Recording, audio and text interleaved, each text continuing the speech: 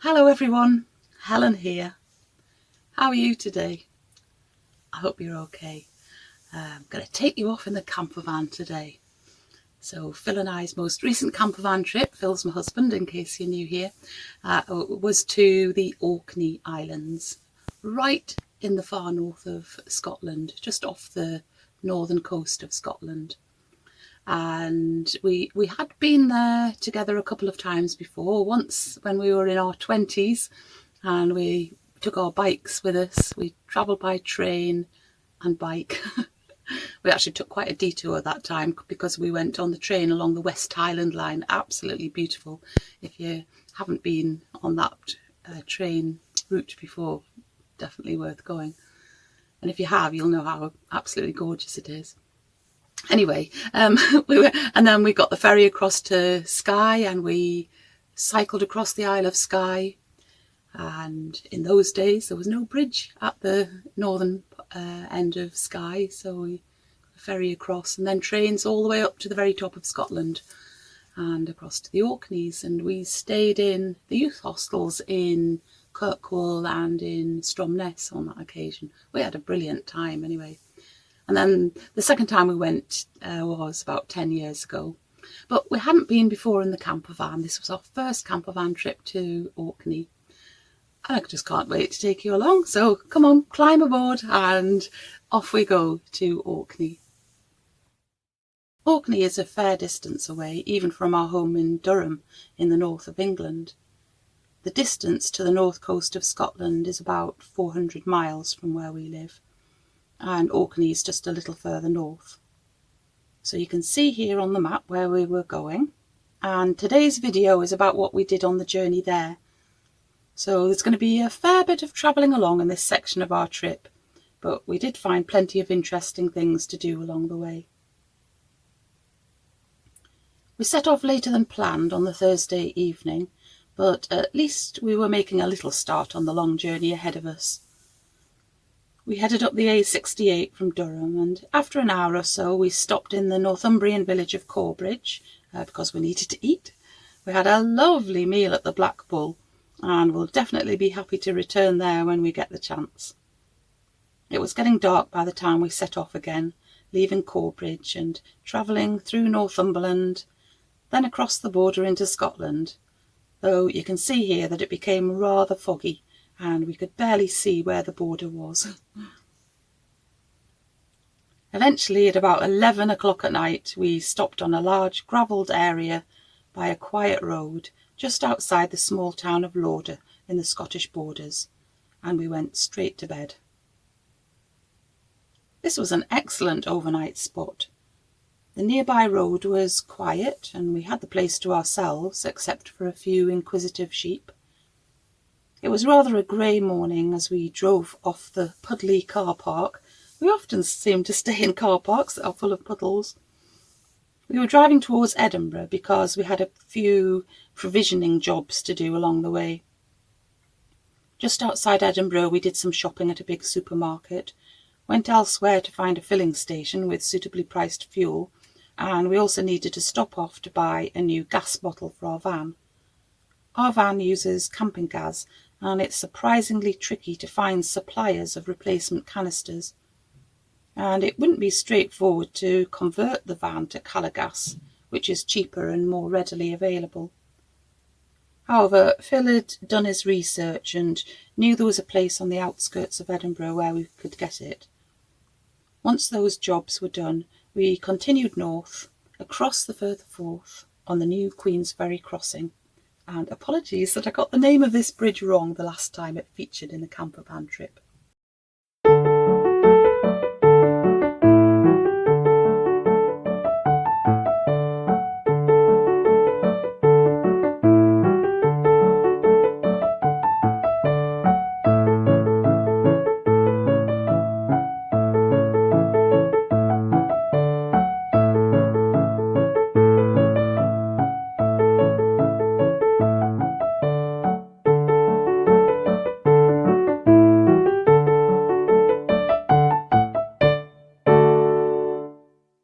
And we stopped when we reached the small town of Pitlochry because we hadn't yet had any lunch.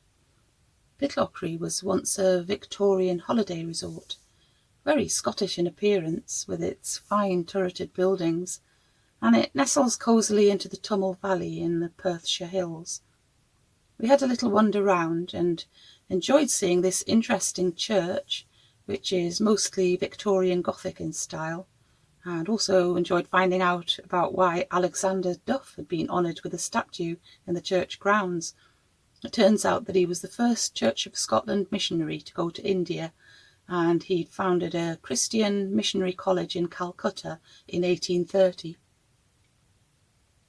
In the 18th century, Pitlochry was on the Great North Road that was built to allow military access to the Highlands, and therefore a fair number of inns and hostelries grew up there, so we had no difficulty finding somewhere to eat. We were happy with our choice of the Old Mill Inn, and even managed to sit outside to eat, just finishing before we felt spots of rain. We headed out of Pitlochry and continued travelling along the A9 through the Cairngorms National Park towards Inverness.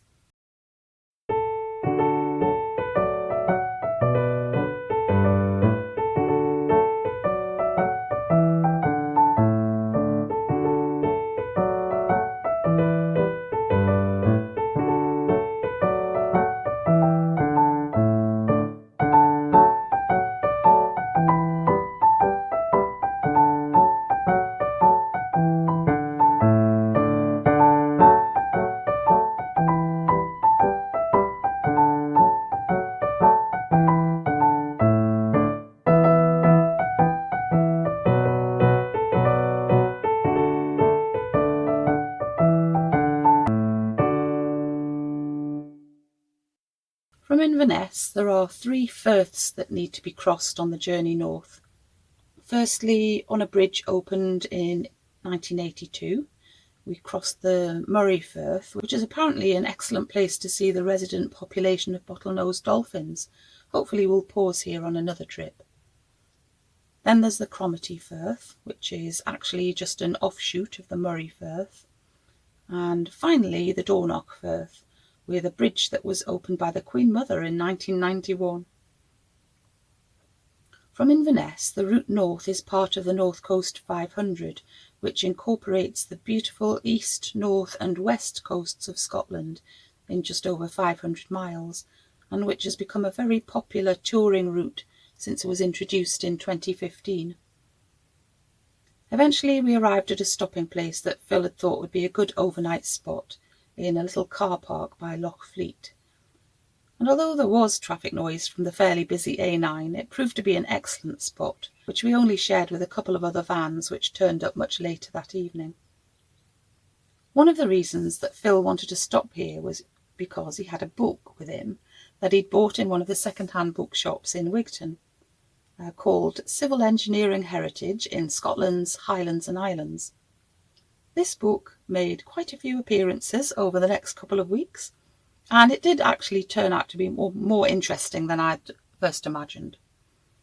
While we rested, Phil read out to me the reason why he was interested in this spot, known as the Mound, a long embankment completed in 1816 to provide a road alternative to the ferry across the River Fleet, which actually was the last ferry crossing on the route between London and John O'Groats. The great engineer Thomas Telford was the chief advisor for the project, which involved many workers and careful timing of the work that had to take account of the tides. In the final push to finish the Mound, 700 men worked furiously between 2 high tides to shore up the causeway to a height where the high tide couldn't flow over the top. In 1833, Telford supervised the installation of sluice gates into the bridge to hold back the seawater as the tides rose, and to let out fresh water from the river as the tide fell. There was a winch house at each end of the bridge and a cottage for the sluice gate keeper to live in. The sluice also has a beneficial effect on the salmon that travel between river and sea. They can't proceed on their journey until the river is flowing quickly enough, and therefore they have to bide their time in a place that's reasonably safe from predators. The road across the Mound was used by stagecoaches until 1871, when the main line railway opened, and after that the road was mainly used by local traffic. These days the A9 road takes a detour from the original crossing on a concrete bridge that was opened in 1983. We thoroughly enjoyed the beautiful views over the loch and being surrounded by the very cheerful yellow broom and gorse and birdsong. And the Merlin app told us that this song was being sung by a willow warbler.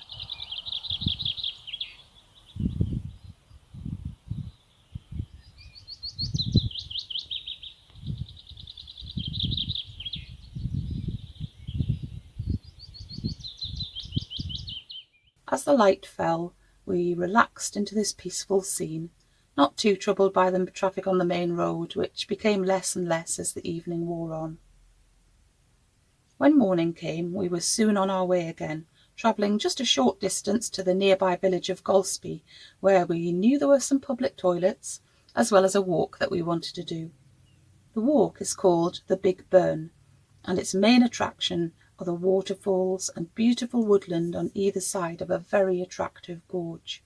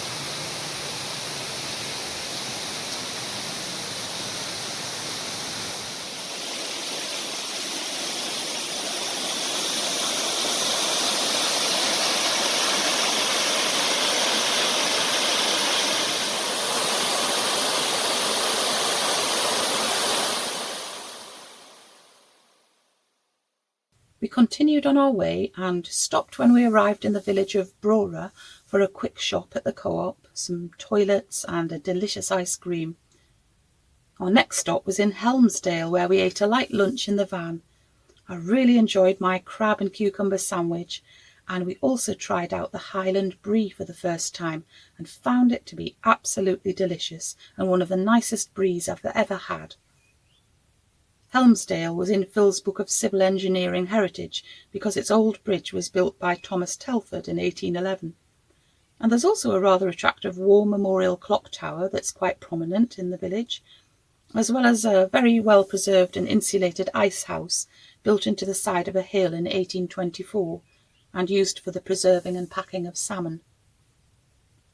We travelled onwards, keeping to the coastline and the route of the North Coast 500, and enjoyed the fine display of broom and gorse by the roadsides. It really was impressively widespread for much of our route.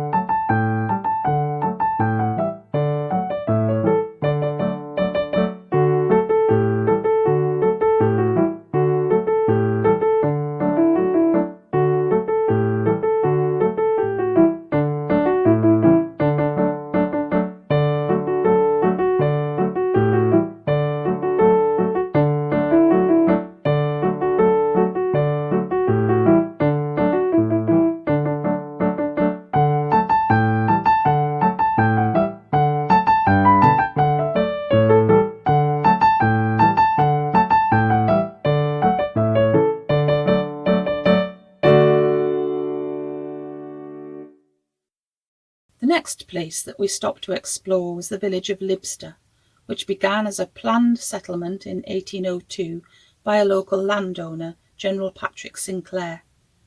The first thing we noticed was the enormously wide main street. I'm not quite sure why it's so unusually wide. The village's reason for existence is down to the huge herring industry that once dominated this area.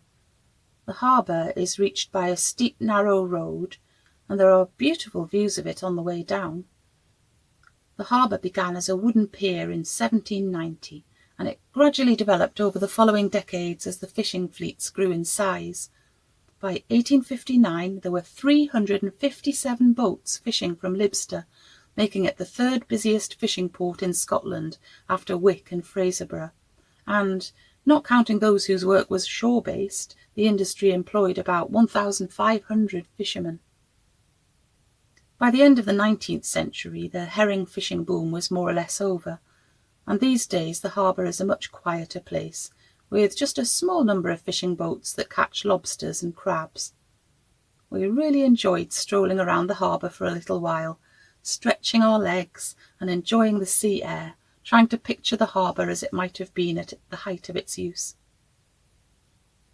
There was one more place that we decided to stop at before we got to the north coast, and this took us a little way inland to a windswept moor to visit the Graycans of Campster. A thoughtfully provided boardwalk led us across what is often rather a waterlogged moor and through some beautiful cotton grass waving in the breeze to two chambered tombs that date from about 5,000 years ago.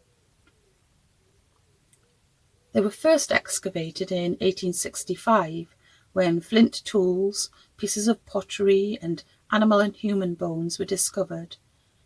In more recent years, archaeologists have used their knowledge and the original stones to reconstruct the tombs, allowing visitors to get an idea of how they might have appeared all those years ago.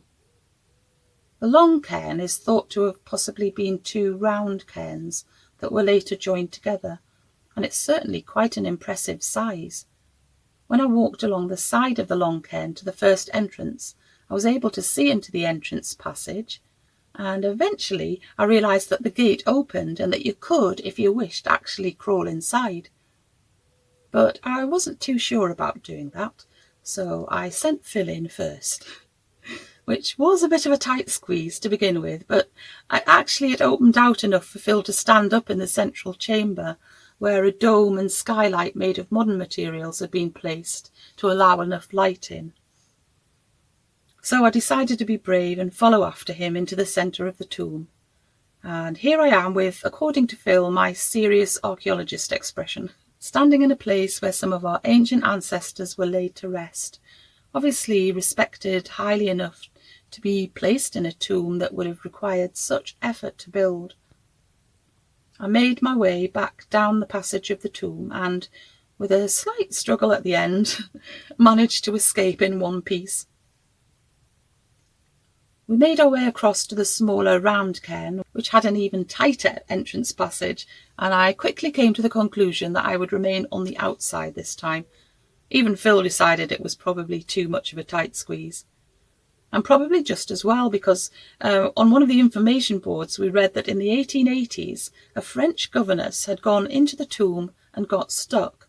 She'd refused to crawl out the way she'd come in, and a ladder had to be lowered through a hole in the top of the tomb for her to gain her freedom. We headed off again, getting closer to John O'Groats. Before very long, the sun disappeared and the mist started descending, which made the journey rather atmospheric and feeling as though we were arriving at the ends of the earth, which in a way we were. We took a little detour to the most northeasterly point on the British mainland, Duncanby Head, where there's a small lighthouse.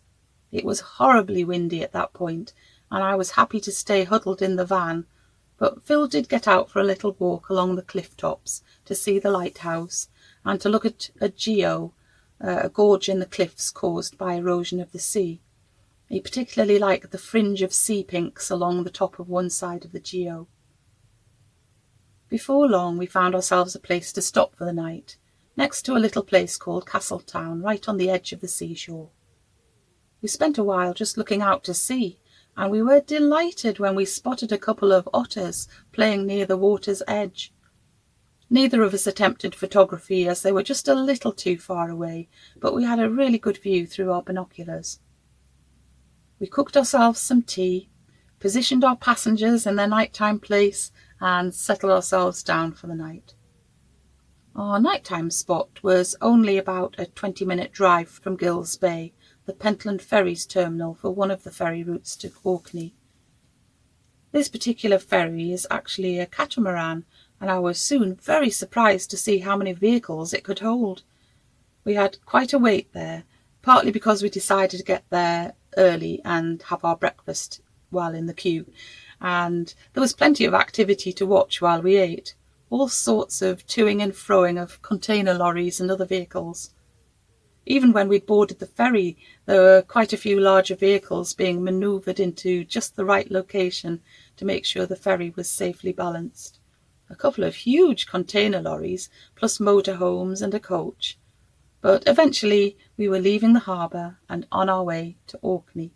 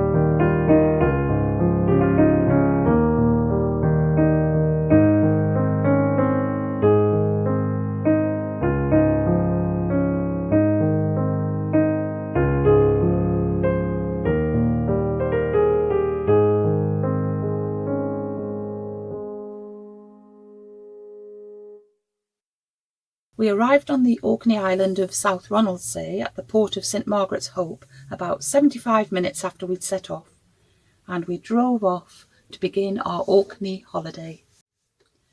And that's where I'm going to leave you this time. So we'll be properly in Orkney next time I chat to you about this trip. But until I see you again, keep yourself nice and busy, take good care of yourself, and I'll be back again very soon. Okay, bye.